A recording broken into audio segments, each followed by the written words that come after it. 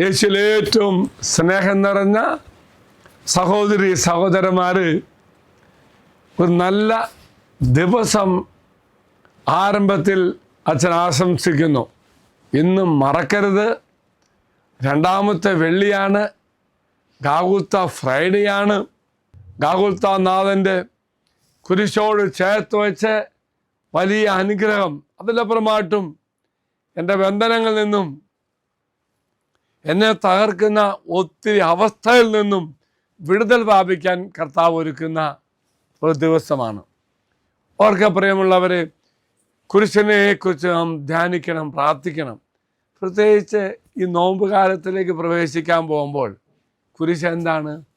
ക്രിസ്തുവിൻ്റെ കുരിശിനെ ആത്മീയ സംരക്ഷണത്തിൻ്റെ ഏറ്റവും വലിയ പ്രതീകവും ഉറവിടമാണ്. മറക്കരുത്, യേശുവിൻ്റെ കുരിശെന്ന് പറയുന്നത് ആത്മീയ സംരക്ഷണം നൽകുന്ന ഏറ്റവും വലിയ ഉറവിടമാണ്.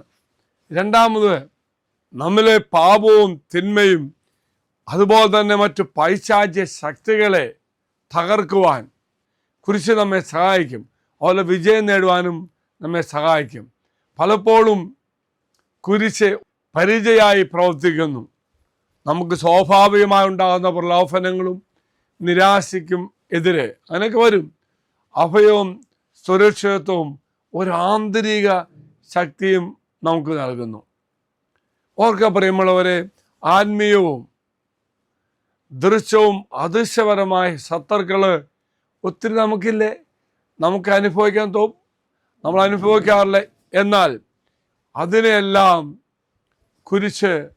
കുരിശിൻ്റെ ശക്തിയാൽ നമുക്ക് തോൽപ്പിക്കാൻ സാധിക്കും, തകർക്കാൻ സാധിക്കും.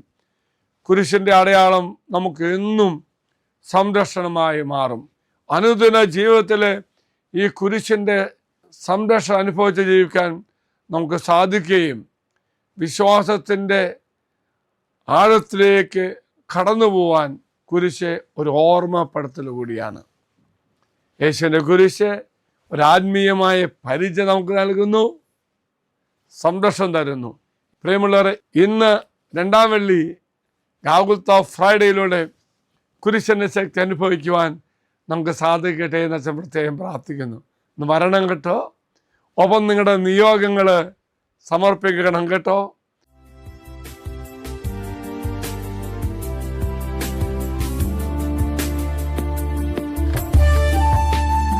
ഇത് നിങ്ങൾ സമർപ്പിച്ച നിങ്ങളുടെ എല്ലാ നിയോഗങ്ങളും അൾത്താരയിലേക്ക് അച്ഛൻ സമർപ്പിക്കുന്നു.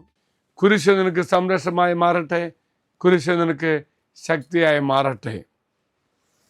അച്ഛൻ ഈശ്വര ആശീർവാദം തരാം. നമ്മുടെ കർത്താവായ ശമിശിഹായുടെ കൃപയും പിതാവായ ദൈവത്തിൻ്റെ സ്നേഹവും പരിശുദ്ധാത്മാവിൻ്റെ സഹവാസവും കൂടെ ഉണ്ടായിരിക്കട്ടെ, ഇപ്പോഴും എപ്പോഴും എന്നേക്കും. ആമേൻ. ഒരു നല്ല ദിവസം ആശംസിക്കുന്നു. എല്ലാവരും കർത്താവ് അനുഗ്രഹിക്കട്ടെ.